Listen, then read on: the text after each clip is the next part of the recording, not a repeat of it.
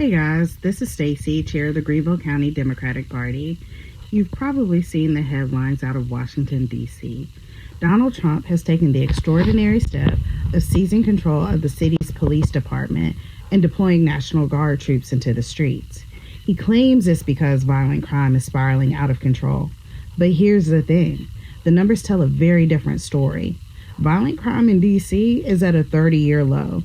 City leaders and civil rights advocates are calling it what it is, a political stunt, a dangerous overreach meant to project strength and distract from mounting scandals, including refusing to release the Epstein files. What is he hiding? It's a warning sign of what happens when one man is willing to bypass local authority to consolidate power. And it's not just about D.C. If it can happen in the nation's capital, it can happen anywhere. Red or blue, rural or urban, no community is safe when the rules can be rewritten on a whim. That includes here in Greenville. So I'm asking you to act. Call Lindsey Graham. Call Tim Scott. Call William Timmons and Sherri Biggs. Tell them this kind of federal overreach has no place in a democracy and demand that they speak out against it. We have never bowed to a dictator, and we are not about to start now. We've seen this before, not in this country, but this pattern is easily recognizable by people who have learned a little bit of history and are open to facts, by people who have watched the news and seen how autocratic leaders in other countries overthrew their democratic governments. This same pattern is ongoing in the U.S. by Donald Trump and his supporters. They've rapidly made previously unfathomable changes to consolidate power around this president, enabling the shift to autocracy.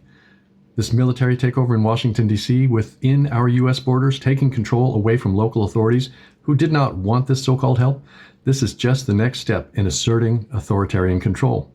The real purpose of this takeover is to intimidate local officials and citizens, to make an early example of a part of our country that doesn't have the same kind of legal and constitutional defenses as other states. They have already stated the plan is to exert this power in other big multicultural cities where Trump's support is extremely low. They have even created propaganda at this early stage, declaring victory, saying, "We've already fixed the problems." They want their presence to be obvious and over the top to instill fear of this administration's power. Why? So that other cities, other people in other towns, just like here in Greenville, watch and see the facade that we are all powerless to stop these authoritarians. But it is a facade. We have the power to stop them without the use of violence. Stand up and push back with us. Hi, folks. I have some thoughts about what's happening in D.C. right now. You know, this is not the first time that Mr. Trump has sent National Guard troops into a city, is it? He's always demonizing the Democrats for saying how they're politicizing every single thing that he does. Well, isn't this politicizing, right? Targeting Democratic mayors? Let's add racism into the equation. How about black Democratic mayors? Bad-mouthing them. This is a distraction. A distraction from the real issues of today, like the economy and the people wanting to know what happened to the Epstein files. Don't let this distraction take place of every item that is of real importance. Think about it. Thanks for listening. Thanks. Bye. On Monday, Trump ordered the National Guard to take over Washington, D.C. and federalize the D.C. police, claiming it was to fight crime. But here's the truth. Violent crime in D.C. is down sharply this year. Homicides have dropped 32%. Overall violent crime in D.C. is at its lowest point in 30 years. This isn't about safety. It's about power. It's about another distraction from his litany of scandals. It's about testing the waters for putting the military on American streets, something we've already seen in Los Angeles. And now he's doing it again to see how far he can go, to see if he can scare us into submission. If we don't push back now, your city could be next. Your most sacred right, your right to vote, could be next. And when that happens, our democracy will not survive. Trump's playbook has always been to do so much, so often, that we don't have a chance to process how truly terrible his policies are. But we cannot afford to ignore this or simply accept it as just another day in Trump's America. This is what fascism looks like. We must resist and show Trump and the entire Republican Party that we cannot be controlled by fear. This is Lynn Ramirez with the Greenville County Democratic Party.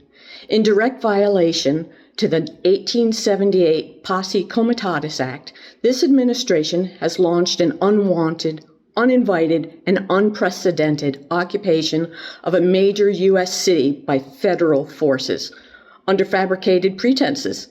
They deliberately launched this occupation while Congress is not in session and without justifiable causes.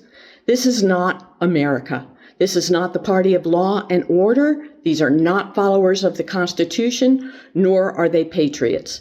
This behavior is textbook fascist, and it's time for some major pushback. So President Trump is up to his next stunt. He thinks that having the National Guard at monuments in Washington, D.C. is going to cut down crime. If he did any homework or paid any attention, he would know that's not where crime is happening. The crime has gone down in Washington, D.C.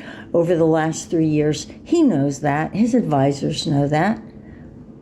But if he really wanted to help, he would have them working in the neighborhoods. But then again, that's a bad look too. Military personnel stalking the neighborhoods of Washington, D.C., that'll get a lot of attention. But who knows? Who's paying attention? That's the problem.